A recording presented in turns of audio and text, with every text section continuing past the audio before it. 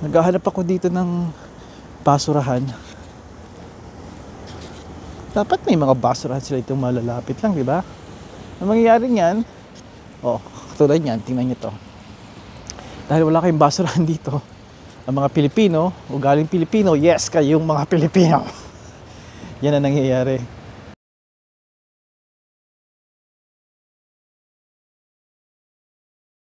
Aba, hindi ako maging katulad niyo pagdating sa mga negatibong mga pag-uugali. At bakit kayo hindi naglalagay ng basurahan dito sa parking lot?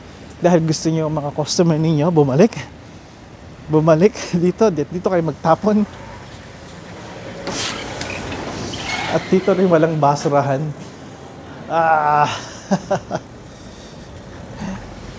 Gusto niyo pabalikin, bumili uli ako ng inyong mga masasarap na pagkain. Okay, wala talagang basurahan dito.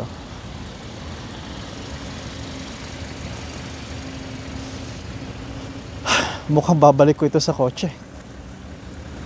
Okay, kabig ng todo. Kabig, kaya mo yan. Kabig ng todo.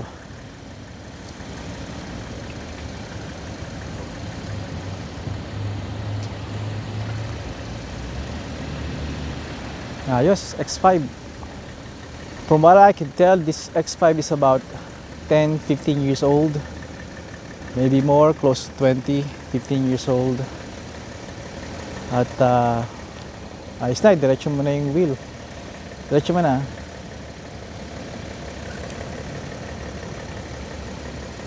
Huwag mo na ikabig, idiretso mo na.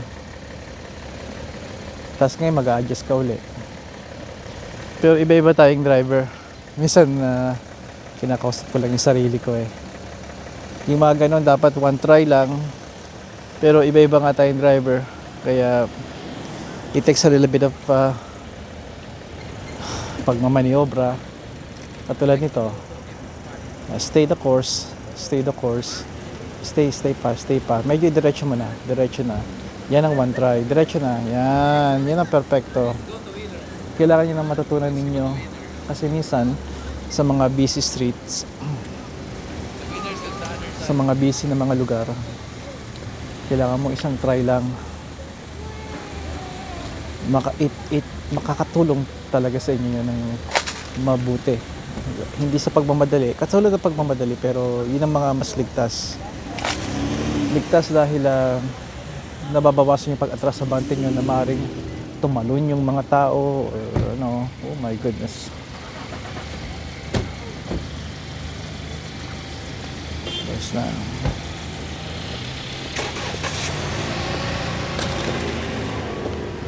Hindi biro ang nasa parking lot, nasusulpot na lang yung mga sakyan. Kaya kailangan mag-visible kayo o mag-minor kayo sa paglalakad. Minor.